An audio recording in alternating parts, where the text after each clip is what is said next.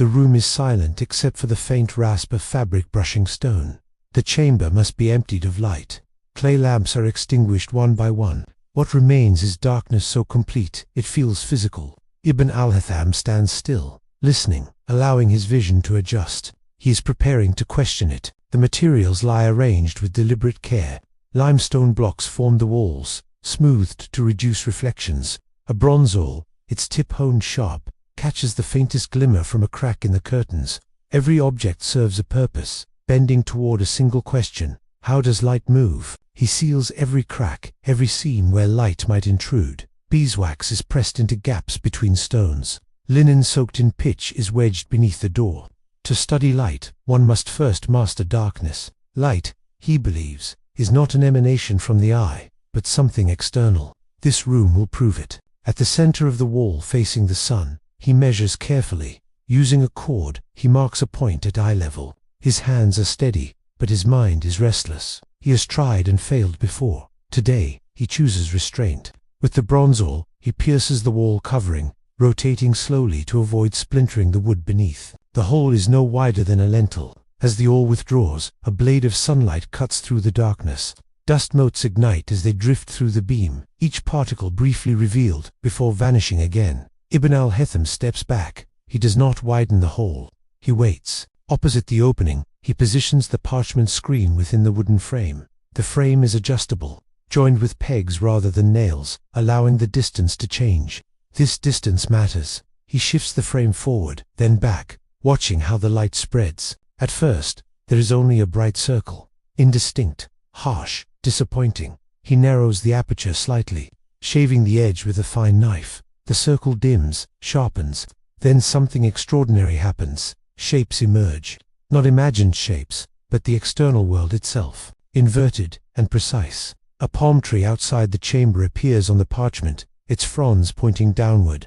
A passerby moves across the courtyard, and his motion is echoed inside the room, silent and reversed. Ibn al-Haytham inhales sharply, then stills himself. He has seen this before, but never with such clarity. The world has entered the room without sound, without substance, carried only by light. He approaches the screen slowly, careful not to disturb the alignment.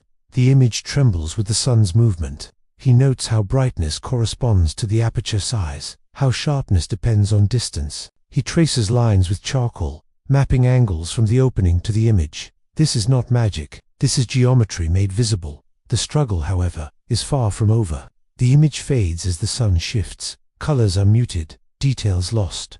Ibn al-Haytham experiments relentlessly. He replaces parchment with polished gypsum, then with whitewashed wood. Parchment, treated with chalk and egg white, proves best, balancing reflectivity with texture. Heat becomes a problem. He reinforces the opening with a bronze ring, reducing friction and stabilizing the edges. He observes how even slight imperfections in the hole create aberrations, doubling lines or bending shapes. Precision, he realizes, is everything.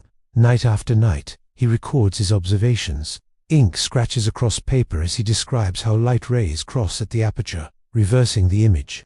He rejects earlier theories that claimed images form because the eye projects rays outward. Here, the eye is irrelevant. The image exists whether anyone watches it or not. Vision is passive. Light is active. Failures return often. A sudden gust tears the curtain loose, flooding the room with light and erasing the image. Another time, moisture warps the wooden frame, throwing the geometry off.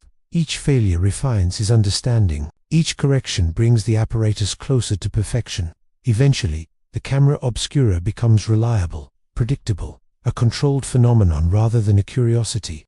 Ibn al-Haytham begins to vary conditions deliberately. He observes eclipses safely by projecting the sun's disk onto the screen, noting how its shape changes. He studies motion, watching birds cross the projected sky, their wings beating in silent rhythm. The room becomes a bridge between the physical world and human perception. In this dark chamber, a profound shift occurs.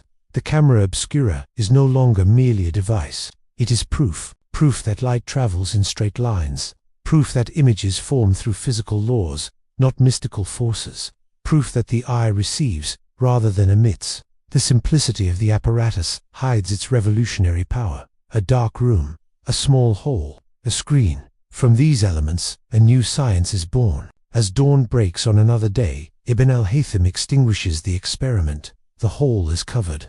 The room returns to darkness. Yet something irreversible has happened. The nature of vision has been captured, not with lenses or glass, but with patience, geometry, and doubt. Centuries later, this principle will give rise to lenses, cameras, and entire industries of image making. But here, in 1021, it is just a man, a wall, and a beam of light, quietly rewriting how humanity understands seeing itself.